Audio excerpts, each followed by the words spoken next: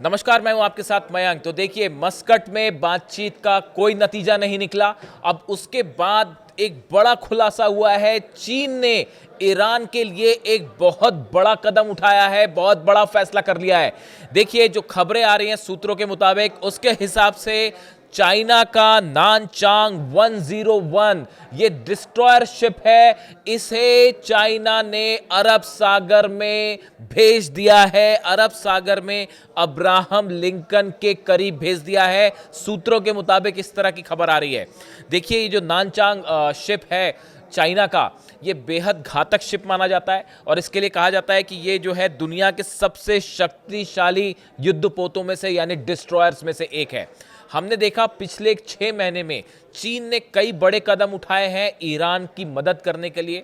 आपने तस्वीरें देखी होंगी किस तरह से 16 कार्गो जेट्स जो हैं वो तेहरान में लैंड करते हैं और जिसमें ये कहा गया कि जो है काफ़ी सारे हथियार आए हैं ईरान के लिए। ये कहा गया कि चाइना ने अपना डिफेंस सिस्टम भी दे दिया है ईरान को, जो कि ईरान ने कई जगह तैनात भी कर दिया। इस तरह की खबरें आई। हालांकि इस बात को लेकर अभी भी एक दिलचस्पी बनी हुई है कि आखिर वो कौन से हथियार हैं जो चीन ने सप्लाई किए ईरान को। इस तरह की तमाम अटकलें हैं। डिफेंस सिस्टम की बात हुई, कई मिसाइल्स की बात हुई। ये बात तो साफ हो चुकी है कि जो एंटी शिप मिसाइल्स हैं वो चाइना ने प्रोवाइड की ईरान को, जो कि फारस की खाड़ी में कई जहाजों पर तैनात कर दी गई और उनका टेस्ट भी किया है ईरान ने फारस की खाड़ी में, जो मिसाइल टेस्ट हुए। लेकिन अब इस बीच जो एक खबर है, ये बेहद कान खड़े करने वाली खबर है अमेरिका के लिए।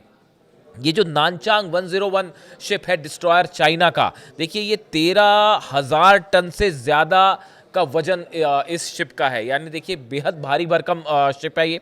और ये सबसे ज़्यादा बताया जाता है कि डेडली जो है वो युद्धपोतों में से, डिस्ट्रॉयर्स में से एक है और 112 वर्टिकल लॉन्च सेल से लेस है।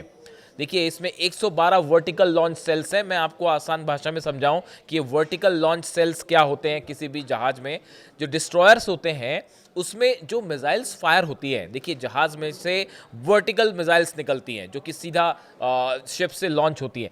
उसको लॉन्च करने के लिए जो पाइप के आकार का पोर्शन होता है जिससे मिसाइल निकलती है, इसे ये कहलाए जाते हैं वर्टिकल लॉन्च सेल्स। यानी कि इनके अंदर मिसाइल्स होती है और आपने जैसी बटन दबाया तो मिसाइल उस पाइप जैसी चीज होती है उसके अंदर से निकल जाएंगे। ये कहलाते हैं vertical launch cells. 112 vertical launch cells हैं इसमें।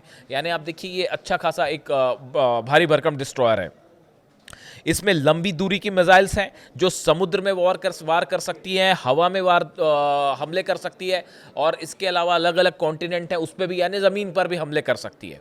अब देखिए ये सब मैं क्यों बता रहा हूँ, ये इसलिए अहम है क्योंकि कई सारे जो नेवी से जुड़े एक्सपर्ट्स हैं, वाटर जो वॉर्स होते हैं इनसे जुड़े जो एक्सपर्ट्स हैं, मैरीटाइम एक्सपर्ट्स हैं, उनका कहना ऐसा है कि क्या चाइना ने इशारों इशारों में अमेरिका को ये संदेश दे दिया है कि अगर अब्राहम लिंकन से किसी भी तरह का हमला होता है ईरान पर तो पीछे से चाइना मदद के लिए खड़ा है और अगर आपके डिस्ट्रॉयर्स हैं तो हमारे भी डिस्ट्रॉयर्स वहां पे तैनात हैं। इसका संदेश ये माना जा रहा है। देखिए ये जो जहाज है ये अरब सागर में अक्सर प्रैक्टिस करता है और हिंद महासागर में भी होता है, इस तरह से इसका वो होता है। लेकिन इस समय फिलहाल जो हालात हैं इसमें ओमान की खाड़ी में जो इलाका ओमान की खाड़ी का है ये बेहद अहम हो गया है। पहले जो अब्राहम लिंकन है वो ओमान की खाड़ी में ही था, फारस की तरफ आगे बढ़ रहा था, लेकिन उसके बाद जिस तरह से मिसाइल परीक्षण हुए एक के बाद एक फारस की खाड़ी में, इसकी वजह से अब्राहम लिंकन को पीछे आना पड़ा, अरब सागर में आना पड़ा। अब ये भी अरब सागर में है और जो जानकारी आई उसके मुताबिक चाइना का ये शिप भी जो है वो अरब सागर की तरफ अब रवाना कर दिया गया है। देखिए इसमें जो है YJ-21 hypersonic anti ship missiles हैं इसमें, जो कि अगर फायर की जाए तो किसी भी जहाज को वो डुबो सकती हैं। तो इस लिहाज से ये एक बड़ा कदम माना जा रहा है। पिछली जो सीरीज़ है उसमें हमने देखा कि सैटेलाइट से चाइना मदद कर रहा है। एक एक जानकारी मैं आपको बता चुका हूँ, कौन से अमेरिका के बेस पे कितने प्लेन्स हैं, कहाँ कहाँ वॉरशिप्स तैनात हैं, सब कुछ जानकारी चाइना दे रहा है।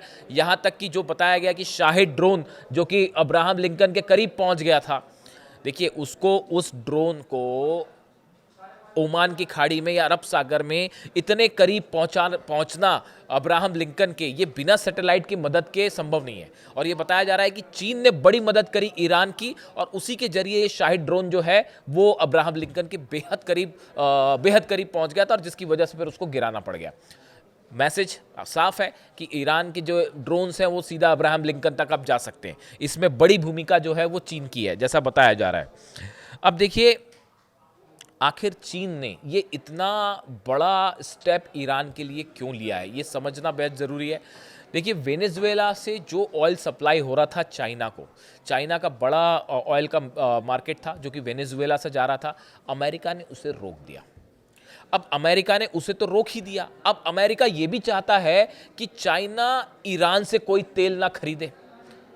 अब ये भी चल रहा है खेल कि जो है आप ईरान से भी तेल ना खरीदो। चीन ने साफ मना कर दिया कि साहब हम किसी सूरत में ईरान से तेल खरीदना बंद नहीं करेंगे, और चाहे अब इसके लिए जंग करनी पड़ जाए। ये मैसेज बड़ा साफ है। देखिए, हाल ही में डोनाल्ड ट्रंप की आपने देखा होगा, खबर पड़ी होगी कि डोनाल्ड ट्रंप की शी जिनपिंग से फ़ोन पर बात होती है। फ़ोन पर बात हुई, फ़ोन पर बात होने के बाद डोनाल्ड ट्रंप ने अपने बयान जारी किए। उनका जो सोशल मीडिया हैंडल है उस पर उन्होंने बयान जारी किए, और उसमें उन्होंने कई सारी बातें कही कि चीन के साथ जो है कई मुद्दों पर बात हुई। इसमें ईरान का भी जिक्र था कि हमने ईरान को लेकर डिटेल में बात की है, और ऐसे कई मुद्दे हैं जिनको लेकर बात हुई कि उन्होंने बड़ी लंबी लिस्ट गिनाई। लेकिन उसके बाद चीन की तरफ से, जो चीन का मुखपत्र है ऑफिशियल, उसमें जो बयान आया, या चीन की तरफ से ये कहा गया कि अमेरिका के साथ या डोनाल्ड ट्रंप के साथ इन मुद्दों पर बहुत ज़्यादा विस्तार से बात नहीं हुई है, और ना ही जो उन्होंने लिस्ट गिनाई इसमें कई मुद्दे ऐसे हैं जिन पर चीन ने कहा कि कोई बात नहीं हुई। यानी एक प्रकार से ट्रंप के जो दावे थे उनका बड़ा खंडन किया चाइना ने अपने बयान में। अब देखिए, सवाल ये है कि आखिर फारस की खाड़ी और ईरान, ये दोनों चीन के लिए इतने इंपॉर्टेंट क्यों हैं? उसकी बड़ी वजह है कि चीन का 50% ऑयल जो है वो फारस की खाड़ी से आता है, और यही वजह है चीन ये चाहता है कि किसी भी सूरत में फारस की खाड़ी में हालात ना बिगड़े, शांति रहे, तो बिजनेस अच्छे से चल सकता है, तेल का व्यापार चल सकता है। और अगर हालात खराब होते हैं तो पूरी शक्ति के साथ मदद की जाए ईरान की, ताकि ईरान में किसी तरह का सत्ता परिवर्तन ना हो। एक तो देखिए, चाइना जो है वो मजबूती से अली खामेनी साहब के साथ खड़ा हुआ है। उसकी बड़ी वजह है कि वो चीन नहीं चाहता कि ईरान में सत्ता परिवर्तन हो, क्योंकि जो है वरना ऑयल सप्लाई मुश्किल में पड़ सकती है, जैसे कि वेनेजुएला में हुआ वैसे ही।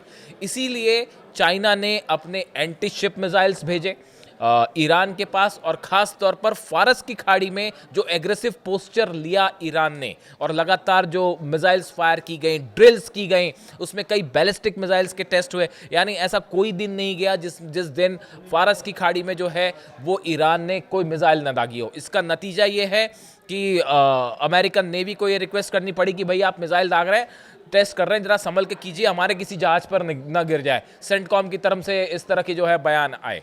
अब देखिए, ये इसी का नतीजा है कि फारस की खाड़ी को लेकर चाइना जो है वो मजबूती से खड़ा है ईरान के साथ, और ना सिर्फ उसने एंटीशिप मिसाइल्स दी, अब डिस्ट्रॉयर्स भी भेज दिया, जिसका मैंने जिक्र किया, नानचांग। बातचीत फेल हो चुकी है, भले अगले दौर की बातचीत हो, फिर एक कोई लोकेशन तय हो जाए, लेकिन ये सब जान रहे हैं, पूरी दुनिया इस बात को जान रही है, अमेरिका के अखबारों से लेकर मिडिल ईस्ट के अखबारों तक, और ईरान के लोग भी समझ रहे हैं, अमेरिका के लोग भी समझ रहे हैं, पूरी दुनिया समझ रही है कि अमेरिका और ईरान के बीच किसी भी तरह की डील या समझौता होना इम्पॉसिबल सा लग रहा है, असंभव लग रहा है।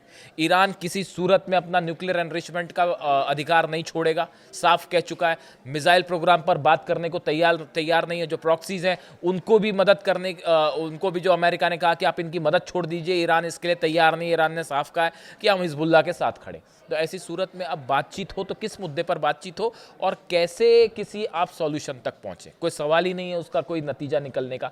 इस सूरत में ये फिर से एक बार हालात जो हैं वो पिछले 24 घंटों में जंग की तरफ बढ़ गए हैं। जो बातें चल रही थी कि किसी तरह की बातचीत होगी, देखिए अमेरिका की तरफ से कोई बयान नहीं आया। जो बातचीत हुई मस्कट में उसको लेकर सबकी नज़रें थी कि अमेरिका क्या कहता है। अब्बास अराक्ची साहब जो विदेश मंत्री, उनकी तरफ से बयान आया, उन्होंने कहा हमने पॉजिटिव माहौल में बात की है, हमने अपनी बात सामने रख दी कि सिर्फ हम न्यूक्लियर मुद्दे पे बातचीत करेंगे और हम किसी मुद्दे पे बात नहीं करेंगे, और उन्होंने एक खुले दिल से अपनी बात सामने रख दी।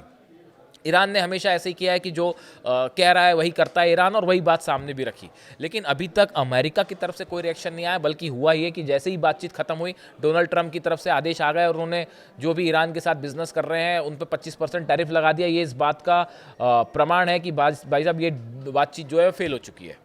अब ये एक प्रकार से इसको अनाउंसमेंट माना गया कि जैसी अगर बातचीत सफल होती दिखाई देती तो ट्रंप कतई टैरिफ की बात नहीं करते ईरान पे। इसीलिए एक्सपर्ट से मान के चल रहे हैं कि वो पहले से ये कहा जा रहा था कि डील किसी नतीजे पे नहीं पहुंचे। अब इन हालात में बताया ये जा रहा है कि जैसा मैंने अपने पिछले वीडियो में भी बताया था कि अगर ईरान पर हमला होता है तो उसमें बड़ी भूमिका होगी अमेरिका की सबमरीन्स की। और ये कहा जा रहा है कि हो सकता है अमेरिका अपने सबमरीन से टॉम हॉक मिसाइल से ईरान के ठिकानों पर हमला कर सकता है। फाइटर जेट्स अंदर जाएंगे तो मुश्किल है, S-400 भी हो सकता है, चाइनीज डिफेंस भी हो, और उसके बाद फिर वो फाइटर जेट एक भी गिरा अगर F-35 या F-16, बड़ी खबर बनेगी। ऐसी सूरत में माना जा रहा है कि टॉमहॉक मिसाइल से हमला हो सकता है सबमरीन से, या फिर अब्राहम लिंकन तो है ही, अब्राहम लिंकन से भी टॉमहॉक मिसाइल से F-16 या F-35 क्रॉस करेंगे, इसकी संभावना बेहद कम नजर आ रही। तो अब मिसाइल से हमला होता है, इस सूरत में समंदर में बड़ी जंग हो सकती है। और यही वजह है जो चीन ने जो एंटी शिप मिसाइल्स भेजे कार्गो जेट से, चाइना ने अपना जो है नानचांग भेज दिया है 101 मदद के लिए। कई और चीन के डिस्ट्रॉयर्स जो प्रैक्टिस करने साउथ अफ्रीका गए थे वो अभी वापस ही नहीं पहुंचे हैं, वो रास्ते में मंडरा रहे हैं। ये भी देखिए, रूस और चीन दोनों की ईरान के साथ बड़ी जो एक्सरसाइज हुई साउथ अफ्रीका में, उसके बाद जो डिस्ट्रॉयर्स वहाँ गए थे प्रैक्टिस के लिए वो अभी वापस नहीं पहुंचे, वो रास्ते में ही हैं। उनको चाइना और रशिया दोनों ने रास्ते में रखा है कि भाई ज़रूरत पड़ जाए तो जो है वो अगर जंग हो जाती है तो इस बार मदद की जाए ईरान की, ये फैसला हो चुका है। इस सूरत में चीन और रूस दोनों मजबूती के साथ खड़े हैं, और इसीलिए कहा जा रहा है कि इस बार जंग हुई तो ये जंग जो है पूरे मिडिल ईस्ट से एक बड़े युद्ध की शुरुआत होगी। अब इससे जुड़ा जो भी अपडेट होगा मैं आप तक पहुंचाऊंगा। वीडियो कैसा लगा कमेंट करके बताइए। Thank you so much.